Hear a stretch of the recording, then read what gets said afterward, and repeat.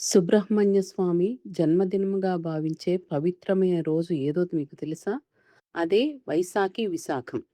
అంటే వైశాఖ మాసంలో చంద్రుడు విశాఖ నక్షత్రంలో సంచరించే పవిత్రమైన రోజు వైశాఖి విశాఖం లేదా వైకాసి విశాఖం అని పిలుస్తారు. ఈ రోజు సుబ్రహ్మణ్య స్వామి అవతార దినంగా భక్తులు ఎంతో భక్తి శ్రద్ధలతో జరుపుకుంటారు. అయితే మన పురాణాల ప్రకారం లోకాలన్నిటినీ రాక్షసుల బాధ నుంచి రక్షించటానికి పరమశివుడి మూడవ నేత్రం నుంచి వచ్చిన అగ్ని కణాలు 6 శిశువులుగా అవతరిస్తాయి.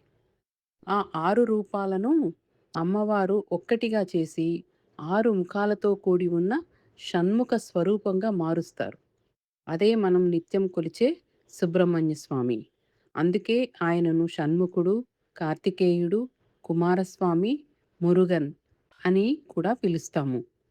స్వామివారి చేతిలో ఉండే వేల్ అనే ఆయుధము మన అజ్ఞానాన్ని తొలగించే జ్ఞానానికి ప్రతీకగా భావిస్తారు. అయితే ఈరోజు ఆస్ట్రాలాజికల్ సిగ్నిఫికెన్స్ ఏమిటి అనంటే, మన జాతకంలో ఏమైనా కుజదోషాలు కానీ, రాహుకేతు సమస్యలు కానీ, లేట్ మ్యారేజ్ కానీ, కెరియర్ అబ్స్ట్రకల్స్ కానీ, లేదా మన భయాలను తగ్గించుకోవటానికి ప్రత్యేకమైన పూజలు చేసే రోజన్నమాట.